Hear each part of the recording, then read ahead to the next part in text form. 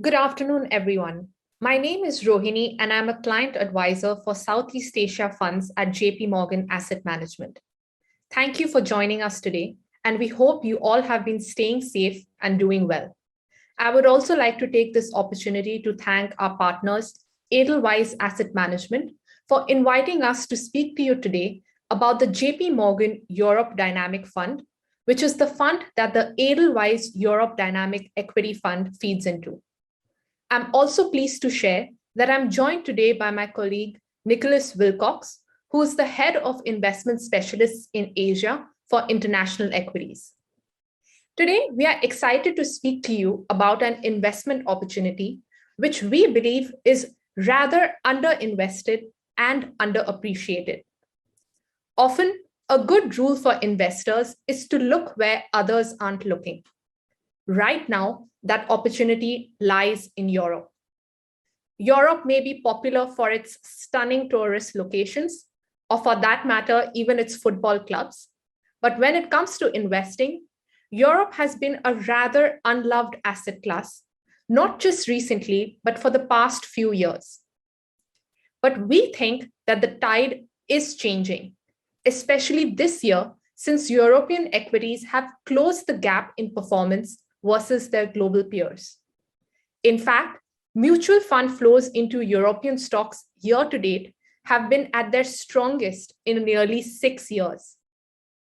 So with that, hopefully over the next 30 to 40 minutes, we aim to speak to you about the near-term as well as longer-term opportunities offered by Europe, structural themes that we particularly find exciting, and in that process, uncover why European equities deserve a place in your portfolio as part of your international diversification.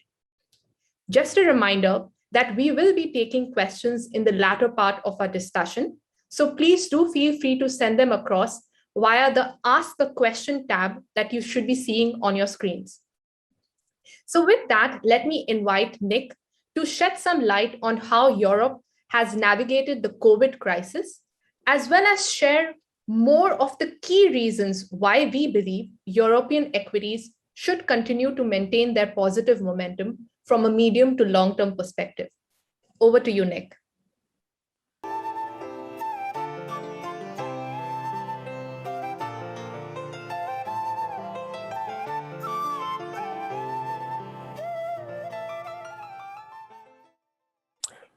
Excellent. Many thanks, Rohini, and thank you all for joining this afternoon. As you heard, my name is Nick Wilcox. I'm part of our international equity group at JP Morgan, and actually really delighted to be here discussing Europe today, because I think, as Rohini has very rightly pointed out, it is one of these areas globally that has certainly been under the radar for quite some time.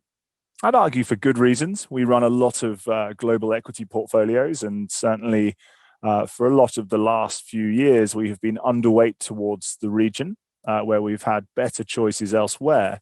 What I can say today, which brings me great happiness as a European, or was a European until Brexit, is that actually things have changed and Europe has improved dramatically. Europe's companies are incredibly strong. And today, I think we've got a huge opportunity, both ourselves here at JP Morgan, to add a lot of value to picking the right stocks within Europe, but also just more broadly from a market perspective, Europe's companies now really shining on a global basis, and certainly that's been recognized over the recent months in terms of the market performance. So I want to just dissect a couple of the reasons why. So if we look at the first point, and I'm aware that I'm talking to you guys in India, and it's been a terribly difficult few months, and that I really do send my best wishes to everybody. And certainly from a Europe perspective, we have been there. You see on the left-hand side chart here that really Europe experienced not just 1, 2, 3, actually 4 quite significant peaks in or waves when it came to the crisis. Ultimately, whenever those waves hit, we saw quite aggressive lockdowns. And whenever those waves seemed to be receding, Europe was quite quick to open up, and as a result, we never really eradicated the pandemic. What that's ultimately meant, though, is that today, many people in Europe have already contracted the virus, and that's helped quite dramatically in terms of gathering pace of herd immunity. But more importantly, on the right-hand side, you can see actually Europe, led by the UK, and then with Europe's larger countries thereafter, rolled out its vaccine program incredibly quickly. And we see now countries like Portugal, in fact, leading the world in terms of the number or the percentage of their eligible population that have been vaccinated. The same runs true in the UK and very close behind, likes of France, Germany, Spain.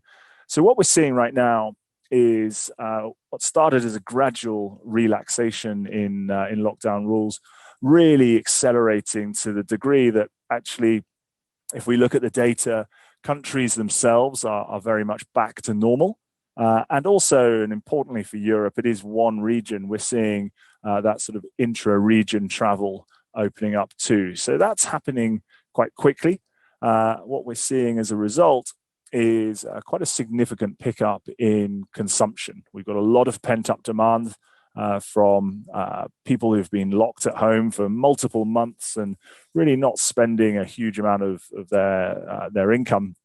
And now that's happening in abundance. So if we look at things like travel data, what we've seen is essentially the summer season being elongated into September and now into October, people traveling desperate for a bit of change and getting out of their sort of local communities. And that in itself is a very big short-term opportunity for Europe. But I'd say it's starting to play out. I think if we've been speaking to you 2-3 months ago, it was definitely a predominant driver of opportunity. But now we need to look for the next leg of that. If we move on to the next slide, I think this is where Europe actually becomes really interesting. It's not just a tactical play on reopening. There are plenty of those around the world, and arguably that dynamic is shifting here to Asia as we see particularly a lot of Southeast Asia reopening at the moment. But what Europe has is a number of quite structural advantages that really sit it in an incredibly good place today versus many other regions of the world. The first thing to establish when we think about Europe or talk about Europe is, as Rohini said, it's full of beautiful tourist destinations. It's full of some of, if I may say, the world's best football teams. Every now and then we even have good cricket teams. But ultimately, that's nothing to do with the investment backdrop. If we think about what you're really investing in when it comes to Europe, the key point to remember is that things have changed, and they've changed quite dramatically, actually, in recent years. If we think about what Europe looks like today versus what it looked like just before the great financial crisis, it's a very pleasing story. What we have seen is a significant reduction in the weight of financial stocks. So over halving of the weight within the standard European index. And that's really been offset by essentially a big pickup in consumer discretionary.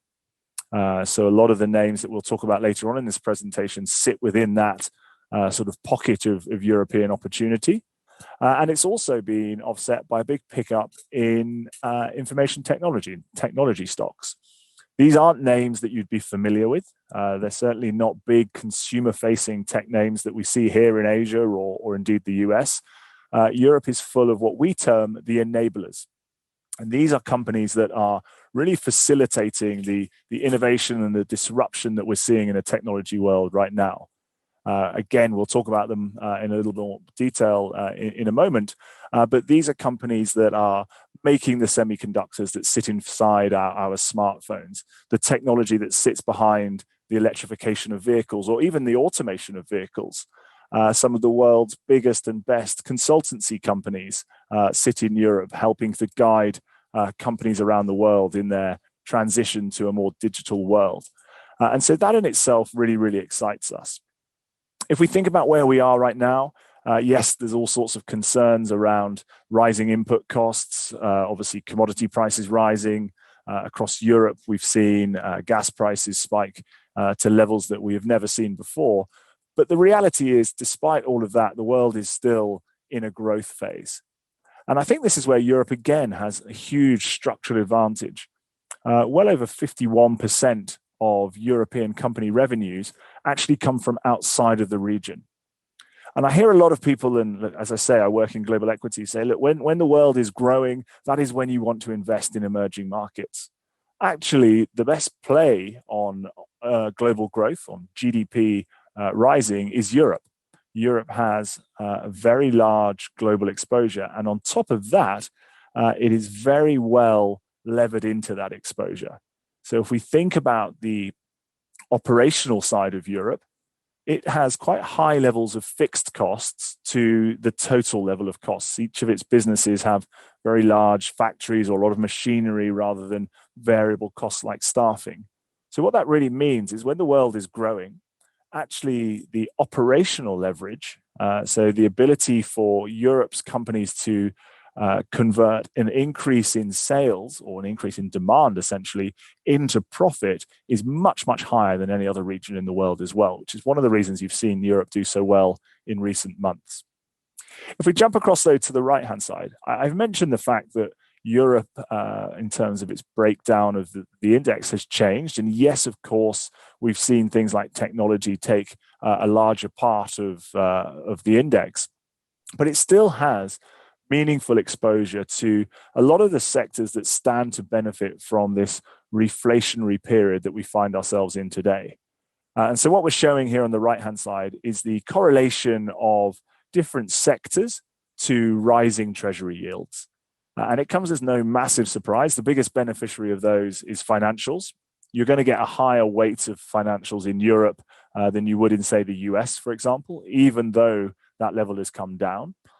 We find industrial companies obviously doing very well as inflation pushes through, prices rise, very good for a lot of manufacturing businesses, as long as they can control those input costs. And we think that's quite short term at the moment. So we're very optimistic about what we see there. Energy and materials, again, very similar situation, well represented versus other regions of the world. So I think midterm, over the sort of next 2 or 3 years, as we see that global growth story feeding through, as we see potentially higher levels of inflation, albeit still at very manageable levels. They're not going to be extreme. They're going to be led by a pickup in growth. Europe, again, stands to do very, very well, just in terms of the constituents that we find there. Thanks, Nick. I mean, clearly those are some strong tailwinds. And interestingly, if you are keen on playing the global recovery story, investing in Europe would perhaps be the most sure shot way of accessing that recovery play. Now, I see one of the questions that's come in, which is essentially asking about the strength of European companies, perhaps in the terms of balance sheet. So for that, I do want to share an interesting statistic. European companies today are sitting on record levels of cash on their balance sheet. In fact, they are holding more cash than a year's worth of earnings. And of course, as this cash starts getting deployed in the form of additional capex, that will bode well for the economy. So just an interesting fun fact for you. Now, Nick, I think we must address the question that is on everyone's mind, that is about valuations. So could you shed some light on how European equities look from that perspective? Yeah, absolutely. The short answer is pretty good, actually. Despite all of the excitement that I just spoke about, despite the fact that Europe is best positioned to benefit from the environment we find ourselves in today, actually valuations do not look extreme. They look more or less in line with long-term averages. And that's when you compare Europe to itself. I think in order to take a truer or fairer view on valuations today, you need to look at where we are in terms of other asset classes. Now, this is always difficult for me. You probably can't see this, but in the background, fortunately, there's one empty chair, but to the right of that is where our fixed income team sit here in our Hong Kong office. And that always makes it awkward talking to this slide, because here we're showing different measures of yield per region. So we'll think of it to start with in terms of fixed income or bonds versus equities. What you can see, this isn't a massive surprise to you, is that sovereign yields today are at best zero, at worst slightly negative, depending on where you look around the world. Corporate bond yields are a little bit better, but again, are relatively or very depressed levels. What we tend to think of as equity managers is the difference between those corporate bond yields and sovereigns, and what we see as free cash flow yields, which is the best measure of valuation in a similar context from an equities perspective. And you can see that regardless of where you look in the developed world today, be it Japan or the US or Europe, the spread between those bond yields and free cash flow yields are very, very high. However, where they are at their absolute highest is in Europe. So again, another example of where Europe is best placed from a global equities perspective versus other regions. I think also, whilst we're on this page, we should also touch upon the point that Rohini just made, and it's a very valid point. The strength of Europe's companies today from a balance sheet perspective is incredibly appealing. What does that really mean? Yes, we're going to see increased capex as corporate confidence or management confidence improves, but we're also seeing another element to the European story, which is involving dividend yields and buybacks. I'll take a couple of examples. Rio Tinto, you will all know them. They are one of the world's largest mining company, particularly when it comes to iron ore. Rio Tinto's yield today, dividend yield today, is 7%. And that is 7%. That's not a number that they have just pulled out of the hat and they're probably going to pay this year but never pay again. That is looking entirely sustainable for multiple years to come. Taylor Wimpey, a name you may not be so familiar with. It's a UK house builder. Remember right now that house prices in the UK are at record levels. Taylor Wimpey today has so much cash on its balance sheet that it has just instigated or initiated a buyback system. And it's looking to buy back about a third of its market cap over the next few years. So that's just an example of the levels of cash that we see on company balance sheets in the UK, in Europe right now. Bringing that to a conclusion, free cash flow yields of sort of 4 or 5%. We're expecting earnings growth of similar levels this year and a little bit higher next year, perhaps a little bit lower. But you bring all of that together, and from a return perspective, that leads yourself to thinking double-digit type returns from European equities moving forwards from here. So really attractive versus its own history, even more attractive versus other asset classes. Wow, thanks, Nick. I mean, at this point in time, finding a bargain in the market is a mighty task. So it's notable to note that not only is the investment opportunity attractive from a earnings growth perspective, but also from a valuations perspective, Europe looks far more attractive than its peers. I think we must talk about, when we are speaking about Europe, we must address one of the frequently asked questions, and that's with regards to its political uncertainties. I mean, we all saw what happened with Brexit. It was a fairly dragged out deal, and as I might put it politely, could have been done a lot better. But could you share a little bit more about how the situation today is on the political front? Yeah, absolutely. It's funny you should mention Brexit. That was actually, I think, pretty much the last time that I was actually in Europe. I spent 10 years of my career there. And you're absolutely right. All you'd ever hear about was sort of political turmoil. And you've got to think about what Europe ultimately is. Europe is a collection of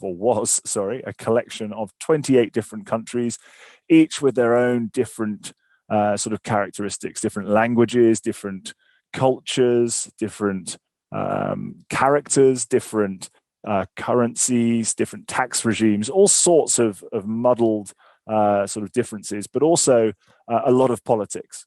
So just by sheer virtue of the great number of countries that made up Europe, you were seeing elections every sort of 3 or 4 months in one way, shape or form.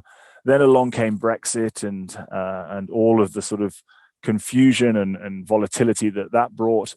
If you think back to sort of the period between 2016 and 19, when the UK finally left, there was talk of Frexit, of Grexit, all sorts of different acronyms of forecasting countries that were next going or in line to leave Europe. The reality was back then, and still very much is today, that if you actually asked European people what they thought of the European Union, they were incredibly positive.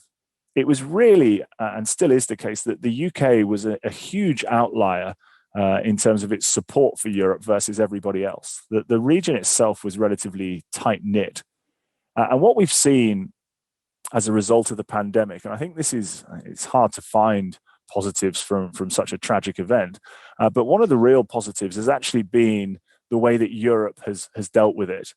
And we have a couple of bullet points here, but I think the second one down is the major thing to remember. There's a lot of data on this page, but ultimately, what has happened over the last year is that we have broken the traditional taboos of Europe.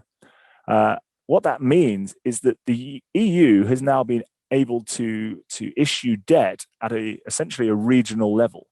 So the European Union, through various different mechanisms, so the European Stability Mechanism, the European Investment Bank, has been able to either guarantee or essentially issue debt to individual nations that needed it most.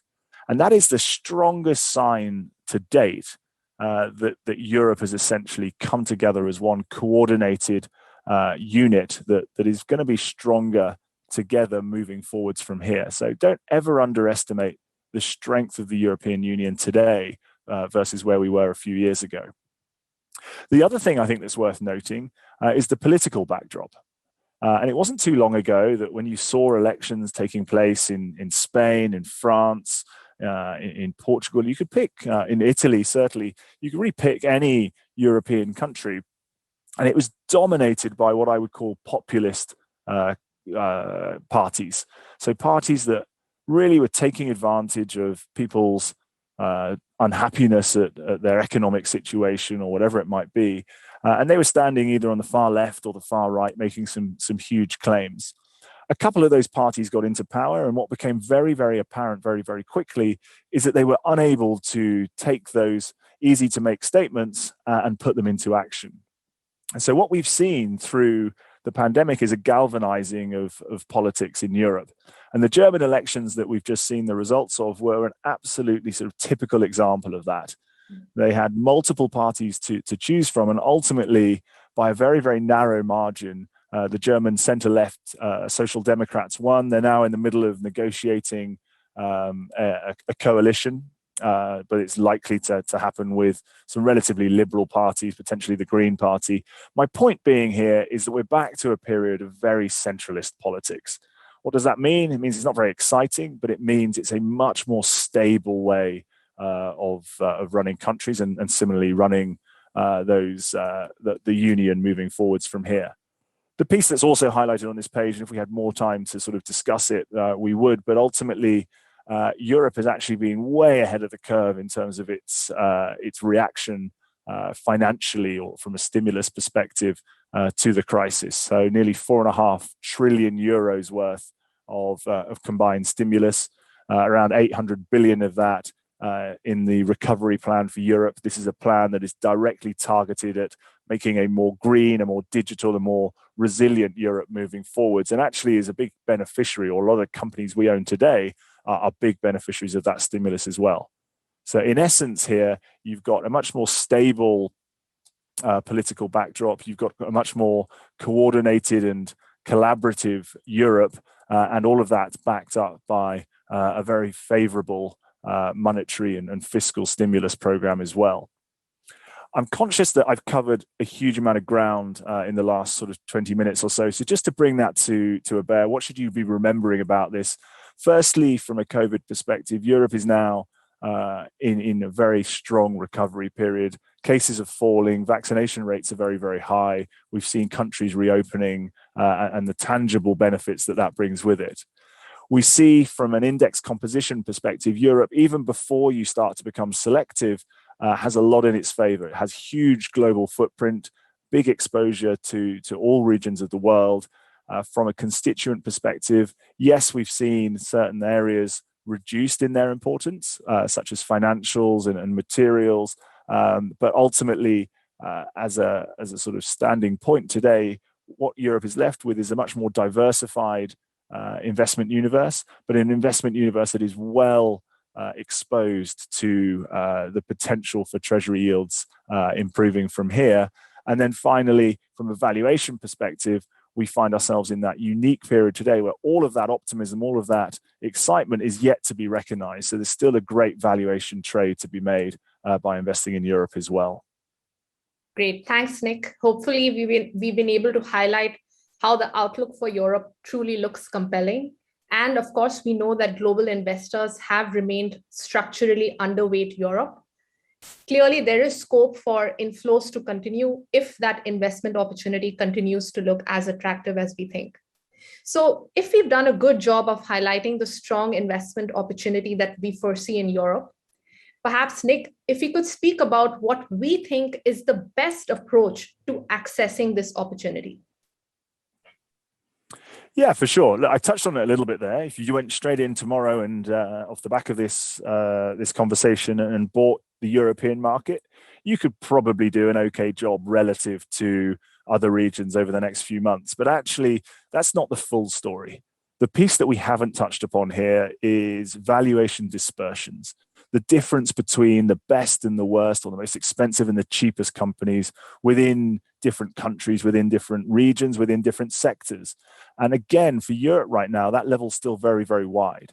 Actually, almost at the same sort of width or extreme as we saw in the global financial crisis, somewhere near the sort of 90th percentile. What does that mean? That means it's a huge opportunity for active management, a huge opportunity for alpha, for us to deliver returns above and beyond those which you see in the benchmark or from the benchmark. And how do you do that best? The best way to do that is to give yourself the widest possible universe. So for us in Europe right now, that's about 1,800, nearly 2,000 stocks. And then strip away all of the constraints that many funds bring with them. Those constraints that make them hold certain stocks, make them or force them into holding certain sectors. You want to make sure that that's not the case.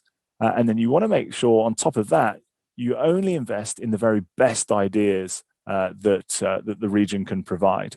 And that is exactly what the Europe Dynamic Fund is trying to do. It's trying to take a big, messy universe of European stocks and sift through them to own only the very best of those names and not worry too much about where that leaves us from a sector or a region perspective.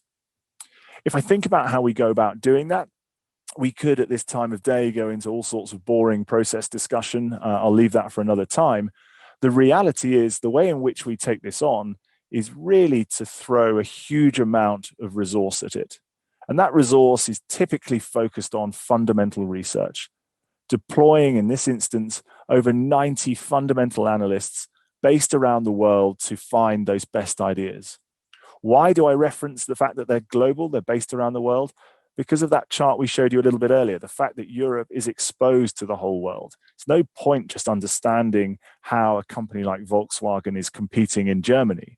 It is selling against car manufacturers based all around the world. Here in Asia, in the US, its clients are everywhere as well. We need to have that global footprint to enable us to identify genuine winners.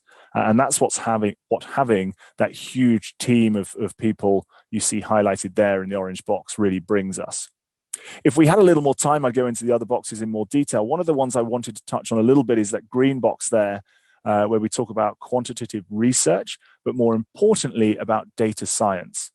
We firmly believe as a house that fundamental research, active management, asset management, in fact, involves and requires people. And we don't believe that you can replace those people with machines. What we do believe, however, is that those machines can help people to do their jobs better. So over the last 5 or so years, we spent a huge amount of time developing our data science resources to better enable us to focus on what really matters to delivering returns for you and our clients. An example of which would be something we've just deployed called natural language processing. It's a tool that sifts through hundreds and thousands of earnings transcripts from companies, of news flow from sites like Bloomberg, to really identify what we see as sentiment analysis. So rather than just focusing in on numbers, what words are company management using when they're announcing those numbers every single quarter? We found that to be a really powerful tool for predicting the direction of earnings. One example, I could give you countless more, but ultimately here, it comes down to the fact that we have one of the best, if not the best, resourced, most experienced, broadest teams that we deploy for pure fundamental research to enable us to identify those handful of great stocks that Europe delivers. Thanks, Nick. I think the key statistic for me, which I always like to highlight on this slide, is that $150 million budget for research, because that highlights, and if I may highlight, that's only for equities. So that reiterates the huge emphasis that we have on being on the ground and covering stocks that are perhaps beyond the benchmark as well. So a best ideas flexible approach is what we think is the best way to capture the opportunities that Europe provides. Nick, could you share more on the themes that we currently find interesting, and perhaps also speak about how our portfolio is positioned at this point in time? Yeah, absolutely. And I think, look, there's no huge accident here that earlier on when I was referencing the recovery plan for Europe, I mentioned three areas where we were seeing real focus. And those areas were on making Europe greener, they were on making Europe more digital, and they were making Europe more resilient.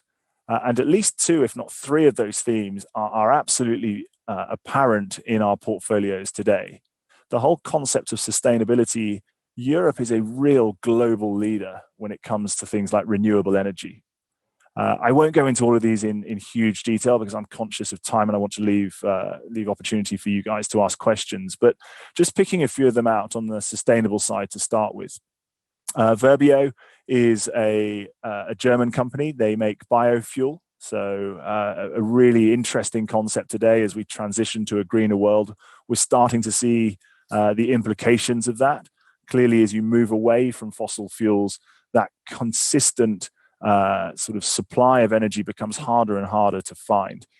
You guys are seeing that in India. We're seeing that in China in abundance right now. To a degree, we're seeing that in Europe with gas. Companies like Verbio that are finding better ways of producing those fuels are really quite interesting right now. Coming down one level to Schneider. Schneider is a truly global company. They are involved in all sorts of electrical engineering, be that in the automation of factories, huge part to play there. Data centers, I mean, you really can't sort of move in this world today for data centers. They're popping up everywhere as our data, as a result of many sort of years of increased digitalization, is increasing not just twofold, threefold, but 100, 200-fold every couple of years. And what do those data centers need? They need all sorts of things. They need energy management. There's no point having these things if a power cut's going to shut them down. So they need some sort of consistent sort of backup generation. Schneider at the forefront of that. They need cooling. Data centers, the hardware involved produces a huge amount of heat. The more heat, the more inefficient those data centers become. Schneider are currently working on liquid cooling systems for use in these larger data centers. So really at the forefront of almost everything that we're doing today. The energy management side of that business is about 75% of what they're doing. The automation side is 24%, but growing quite rapidly. So one of the most exciting companies in the world. You will be using their products day in, day out. You just won't be recognizing that. Things like the smart grid, for example. So the fact that today it's not just about drawing electricity from a nation's grid. Actually, there are now many factories and even houses around the world today that are feeding electricity back into that grid. Again, Schneider at the forefront of that interface. If we move across to digitalization, obviously a little bit of a read across here in terms of the data center piece, but I mentioned right at the beginning this whole concept of enablers. I could list you 20 European technology companies that you've probably never ever heard of. They are not those big consumer-facing names that are under such huge regulatory pressure today. Europe is full of enabling companies that deal business to business. Why do I bother telling you that? It makes a big difference. Who here has downloaded an app onto their phone and been faced with 2 or 3 pages of terms and conditions and essentially is raced as fast as they can to the bottom to press accept without reading anything? That is the reason the regulator today is really trying their best to protect us as consumers from these bigger technology companies. In Europe, the situation is different. We have companies that are selling machines to manufacturers. We have consultancy companies. When they are engaging with other businesses, there are teams of lawyers poring over documents for days, weeks, months to make sure that those agreements are in the right shape. Those companies don't need protection from a regulator. So Europe right now is home to some fantastically profitable companies that are essentially underneath that regulatory radar. A couple of examples, the first being ASM International. It's involved in the semiconductor sort of business.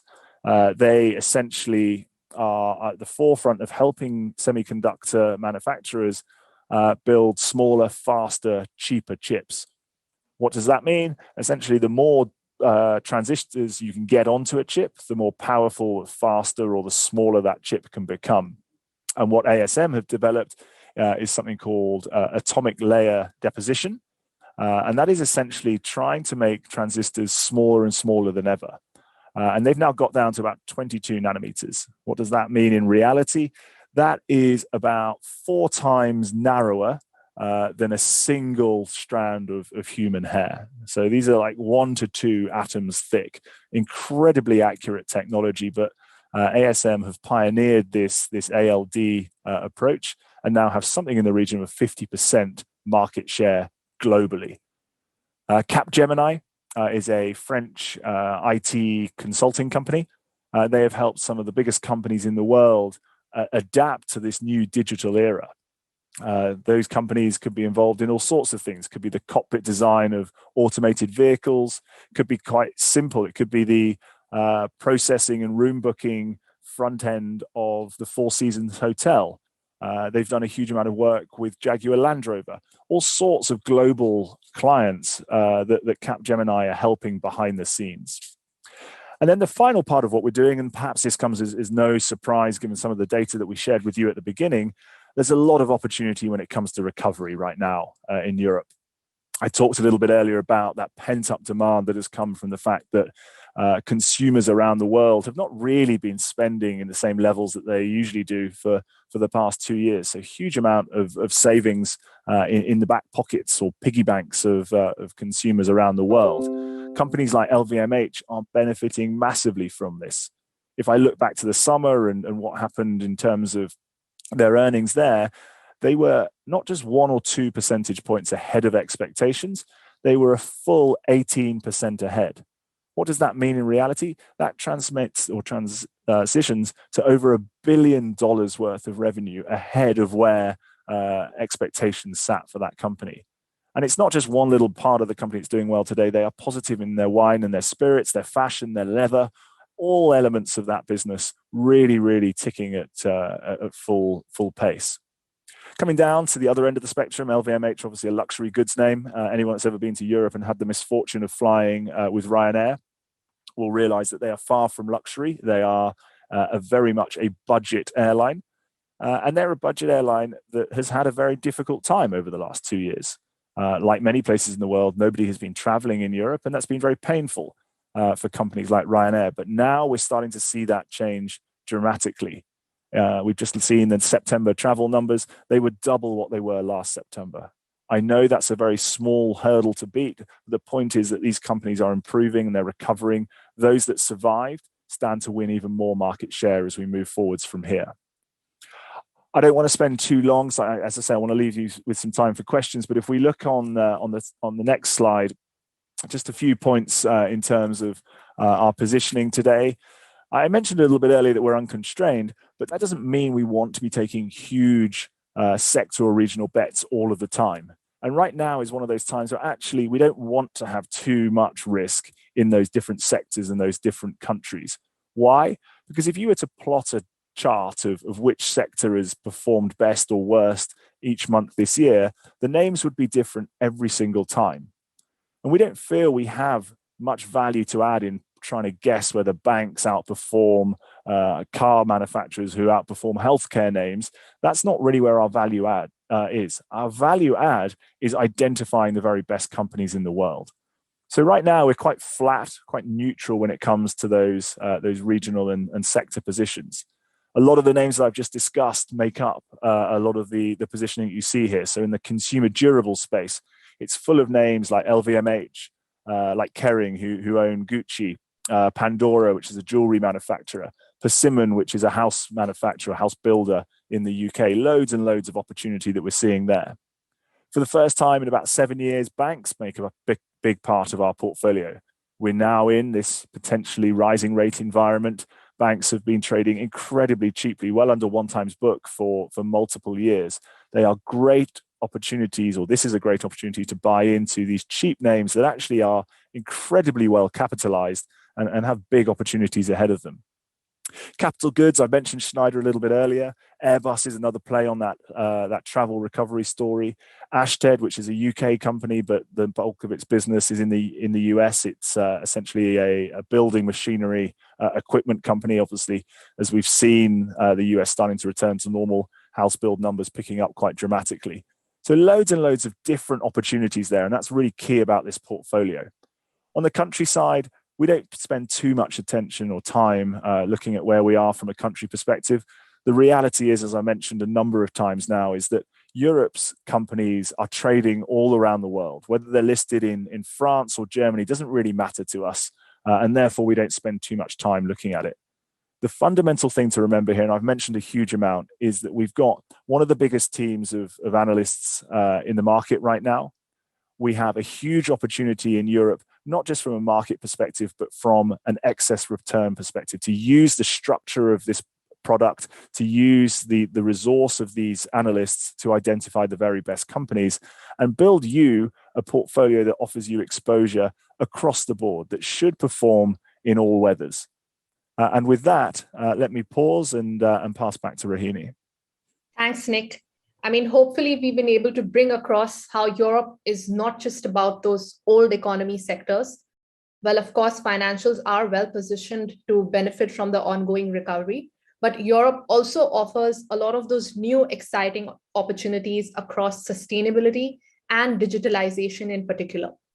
So with that, I will quickly summarize before we take on some questions from the audience. So do remember to send those across via the Ask the Question tab. But just briefly putting together everything that we've spoken about, we spoke about the strong conviction that we have in Europe as an investment opportunity. Beyond the recovery as well, we do see a lot of structural themes that will help to sustain that growth across European equities. And we do think our fund is well positioned to capture that growth. This fund, the JP Morgan Europe Dynamic Fund, has a 21-year track record. And like we mentioned, this is a multi-cap best ideas approach.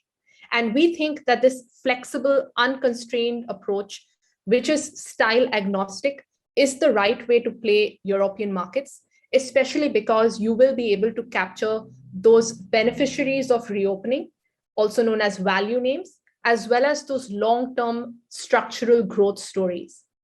And we spoke at length about the team and the resources that we bring to this fund, which hopefully has translated in terms of strong performance over the long-term horizon. With that, we'll be happy to take on some questions. I've seen a few of them come in, but please do feel free to send them across over the next few minutes as well. So I think, Nick, starting with one of the questions that came in quite early into the discussion, and we did speak about this briefly, but the question essentially asks us about what would be some of the names in our portfolio that will benefit from climate change and all the policies around climate change? Yeah, great question. Obviously, incredibly topical versus sort of where we are today. I've mentioned a few of them. Schneider Electric is a huge beneficiary of what we're seeing in the climate change space at the moment.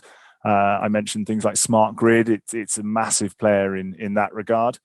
Outside of that, we have a lot of exposure to we had a lot of exposure to a lot of the renewables names.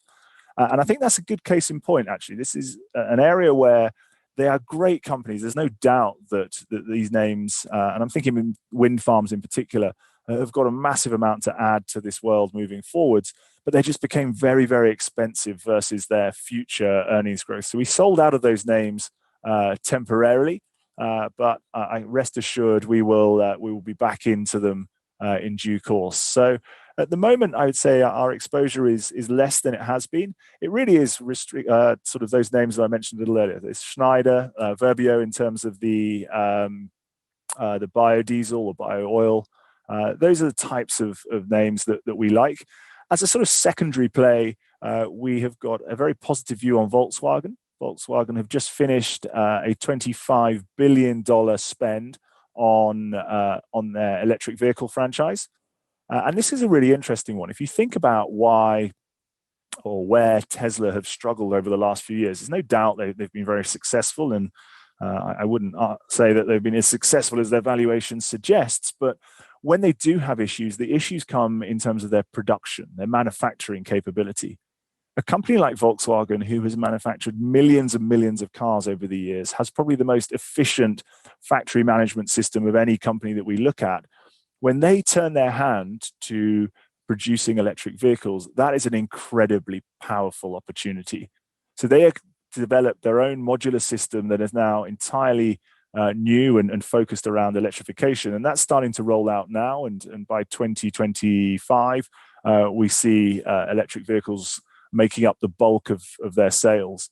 That, again, is a big, big opportunity for us. So right now, it's a bit of a combination between enablers in terms of companies like Schneider, those that are sort of working hard to provide replacements to fossil fuel like Verbio, and then companies like Volkswagen who don't look that clean on the face of it today, but the difference they're going to make to climate change over the next decade is going to be absolutely huge.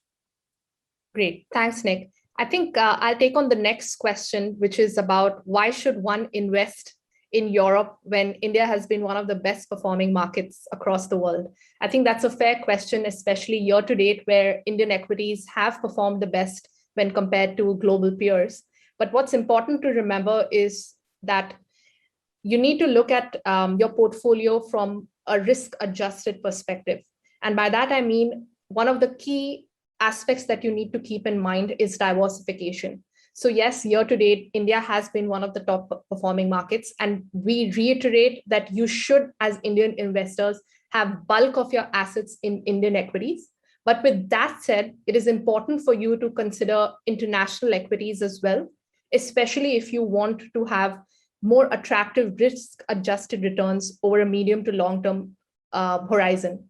And that's essentially because while Indian equities do give you that high alpha, high returns, they also come with the price of high volatility. And that's when adding equities, whether it's European equities or US equities, brings in that risk-adjusted return benefit. So at the end of the day, it's important to look at your portfolio in a more holistic way. This year, Indian equities could have been the top performing, but we know last year was fairly difficult year for Indian equities. So if you are looking for attractive returns from a medium to long-term perspective, it's important for you to have that discussion with your relationship managers at Edelweiss to suggest a portfolio that is able to perform well in different scenarios. And the fact that European equities or US equities will help bring in that diversification factor because of the low correlation between European equities and Indian equities. Moving on to the next question, I think, Nick, this is an interesting one. Would you think a potentially stagflationary scenario would be more negative for European markets than emerging markets? And from that perspective, if you do think that the growth outlook looks worse for Europe, shouldn't emerging markets be a safer play? So essentially asking us about our view of Europe versus EM. Yep, good question, and the right question to be asking. I think for me, it comes back to what we were just talking about. You're buying Europe, yes, because that's where the companies are listed. But it's absolutely not what you're getting in terms of a revenue stream. And we spend a lot of time looking at the geographic breakdown of the revenues that our companies are accessing. If we flick back towards the sort of beginning of the pack, you can see a little bit of that sort of feeding through on the pie chart on this chart. So ultimately here, my eyes are sort of giving up slightly on me, but that purple block is sort of Asia Pac and emerging markets. It's a very meaningful part of what we're playing here. So if emerging markets do well, which they haven't in general, clearly countries like India to a degree, elsewhere in Asia, Taiwan, South Africa have done okay. But actually on the whole, we don't know how long that sort of underperformance is going to last. Why not, to Rohini's earlier point, diversify your portfolio? Don't just double up on existing exposures that you might have in portfolios. Go and buy some new names that have similar exposures but behave in a different way and diversify your risk profile. Equally, from a stagflation perspective, look, price is rising, inflation stable. It comes to that right-hand side of what we were talking about here, or both right and left side. Europe has got companies, loads of companies, that will be incredibly well positioned in that sort of environment. So again, I think on a region by region basis, I'm very comfortable if we move to that type of scenario. I would just reiterate, though, that is not our base case. We might find ourselves sort of in that mode for the short term, but moving forwards, I think we see relatively steady levels of inflation, which historically have been very, very positive for equity markets. And I think we see relatively stable levels of growth. And again, without sounding too repetitive, if we do have global growth, there is no better region in the world than Europe to capitalize on that. Great. I think we have a good question to end on. Given everything that's been happening in China, one of the questions is whether we see similar regulatory concerns out of Europe. That's a great question, and it would have been an even more relevant question about a decade ago, because Europe went through exactly the same scenario many, many years ago. If I take our own industry, the financial industry, for example, it is essentially the flagship of regulation on a global basis today. The scrutiny that European banks, that asset managers, insurance companies, indices operators around Europe have to work under is incredibly rigorous, and rightly so. From a technology perspective, the same sort of arguments sit there. Healthcare, Europe has been incredibly stringent on the regulation of healthcare for a long, long time. Education, obviously a big area of discussion, again, has been through all of this. So I think when you look at regulation, you've got to look at essentially the direction of travel. Is it getting more sort of onerous or less onerous? And there's no doubt today in Asia and China in particular that the regulators are working hard to catch up. What are they catching up to? They're catching up to Europe. And a lot of what we see is very similar to what we saw in Europe a couple of decades ago. So I'm not suggesting that Europe is regulation free. It's absolutely not. But the companies that we invest in today have been dealing with this for decades. The margins that they're developing or delivering right now are unlikely to be reduced, unlike we are seeing in big tech in the US, or in tech and healthcare, and in tech and education and housing in China. So look, I think you've got to keep a very careful eye on the direction of travel. And I think right now, again, without trying to say that Europe is the best at everything, it's not. It has its own issues. But certainly on a relative basis right now, it's a relatively friendly place from a regulatory perspective. Yeah. I think what we need to reconcile with is that most governments are concerned with protection of end users. And just given that European tech companies are usually B2B, that itself ends up being a beneficiary in terms of regulatory action. So they are better protected from all that regulatory noise. I know I mentioned that was the last question, but an interesting question has just come in, Nick. In the last decade, Europe lost out to US and China because of lack of innovative businesses. What makes you think that this has changed? I think the fact that we now have a portfolio full of 70 innovative businesses convinces me that it's changed. But on a sort of more serious basis, there is absolutely no accident when I come back to that recovery fund I mentioned earlier. It was designed to enable Europe to catch up from an innovation perspective, be that through sustainability or digitalization or indeed resiliency. That is exactly what the European Union and governments around the region were trying to achieve. So they've recognized the fact that Europe potentially fell behind. And they're now facilitating that catch up. And that's when companies can do really well. When they are good quality companies that have been delivering growth under a difficult regime, and that regime suddenly becomes not just not a headwind, but a very, very strong tailwind. And that's 100% what we've got right now. And that's not just about monetary stimulus being pumped into these different areas. That's about the support that your governments are giving you to build new factories, to employ more people, to acquire new companies, to penetrate new markets. All of these things are really, really important. And wherever I look in our portfolio today, we've touched upon some of the sustainable ideas and the digital ideas. So I don't want to sort of go into that in any more detail. But one area we haven't really touched upon is around sort of healthcare. Europe, again, is just home to some of the most interesting developmental sort of healthcare companies in the world, who are at the forefront of all sorts of different technologies and gene therapy developments. Again, an area that's just being massively supported by governmental policy. So I think right now, I'm very, very comfortable that Europe can keep pace with innovation anywhere in the world and actually do a pretty good job of outstripping it. Great. Thanks, Nick. I think that was a great question to end our discussion today. Apologies that we are not able to take all the questions, but hopefully this webinar was insightful.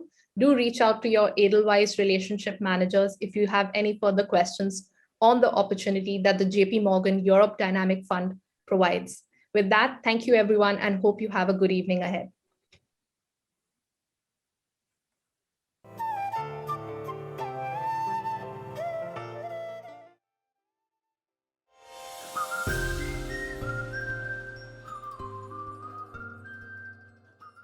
Mutual fund investments are subject to market risks. Read all scheme-related documents carefully.